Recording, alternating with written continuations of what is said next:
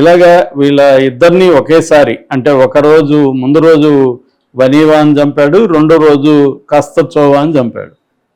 ఎందుకు ఇలా ఇద్దరిని చంపాడు అనేది పోలీసులకు అంతుపట్టలేదు. అతనేమో ఫస్ట్లో చెప్పలేదు, నేను వాళ్ళిద్దరితో ఫ్రెండ్లీగా ఉన్నాను అంతే అని చెప్తున్నాడు. ఫైనల్గా అతను మొత్తానికి వీళ్ళు టార్చర్ చేస్తారా లేకపోతే ఎలా ప్రశ్నించారో తెలియదు, కానీ మొత్తానికి అయితే కన్ఫెస్ అయ్యాడు, నేనే చంపానని.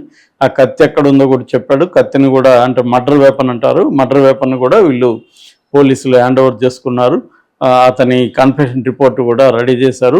సో అతను చెప్పింది ఏంటంటే ఇద్దరితో కూడా ఆర్థిక లావాదేవీలు ఉంది. ఇతనికి ఏంటంటే ఇలాగా అమ్మాయిని ట్రాప్ చేసి వచ్చిన వాళ్ళ దగ్గర డబ్బులు లాగేయడం అనేది ఇతని నేచరు.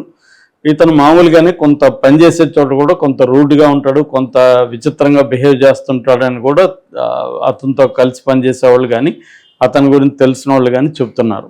సో ఇక్కడ ప్రధానంగా ఏమంటే మామూలుగా మనకి విదేశీ మహిళల మీద జరగడం లేకపోతే ఒక్కోసారి చూస్తున్నాం, అంటే ఇండియన్స్ చేస్తున్నారు. కానీ ఇక్కడేమంటే ఫారినర్స్ని చంపడం అన్న కాన్సెప్ట్ కనపడుతుంది, ముఖ్యంగా రష్యన్స్. ఈ గోవాలో ఏంటంటే ఎన్సీఆర్బి డేటా ప్రకారం 2021-23 మధ్యలో ఈ 3 ఏళ్లలో 168 క్రైమ్స్ ఫారినర్స్ చేసినట్టుగా లెక్కలు చెబుతున్నాయి. అందులో 42 ఫారినర్స్ మీద ఇండియన్స్ చేసిన క్రైమ్స్ అయితే 168 క్రైమ్స్ మాత్రం వాళ్ళు రకరకాల క్రైమ్ యాక్టివిటీలో ఇన్వాల్వ్ అవ్వడం. ముఖ్యంగా రష్యన్స్ ఏమో నార్కోటిక్స్ బిజినెస్లో ఉంటారు, నైజీరియన్స్ ఏమో డ్రగ్ బిజినెస్లో ఉంటారు, బల్గేరియన్స్ ఏమో ఏటీఎం ఫ్రాడ్లు చేస్తుంటారు, తర్వాత టాంజానియా వాళ్ళకి సంబంధించేమో వాళ్ళేమో వీసా ఫ్రాడ్లు చేస్తుంటారు.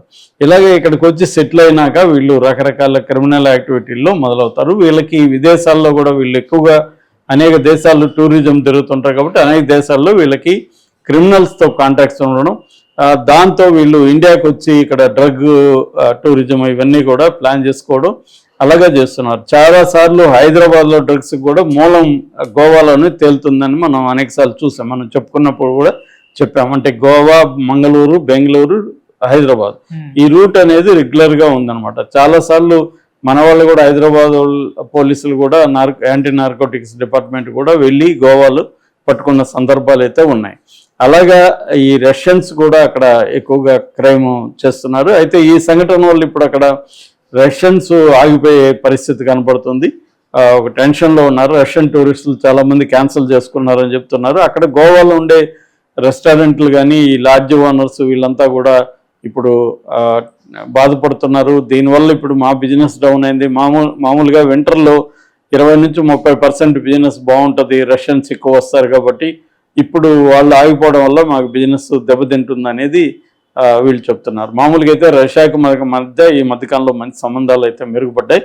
సో ఇప్పుడు ఈ ఇతను ఎవరైతే ఉన్నాడో లియోనోవ్, ఈ లియోనోవ్ క్రిమినల్ యాక్టివిటీ అయితే ఇప్పటివరకు గోవాలో ఏ రకమైన క్రిమినల్ యాక్టివిటీ అతను ఇన్వాల్వ్ కాలేదు.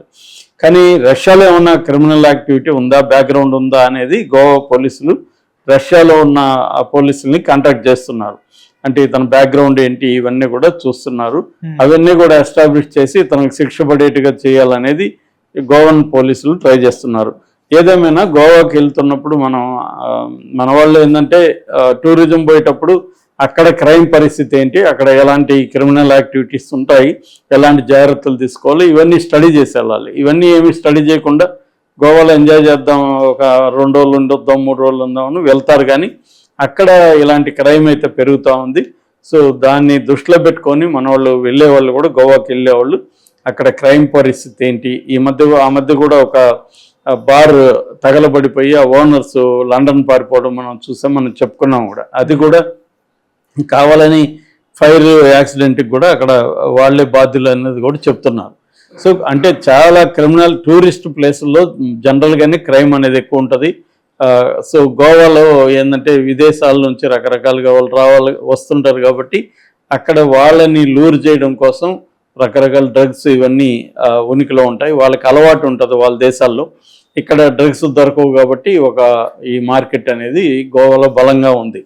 అందుకని గోవాకి వెళ్ళి మంచి క్యాసినోలు ఇవి చూసుకొని ఎంజాయ్ చేద్దాం అనే వాళ్ళు ఈ క్రైమ్ గురించి కూడా తెలుసుకొని వెళ్ళడం మంచిదనేది చెప్తున్నారు.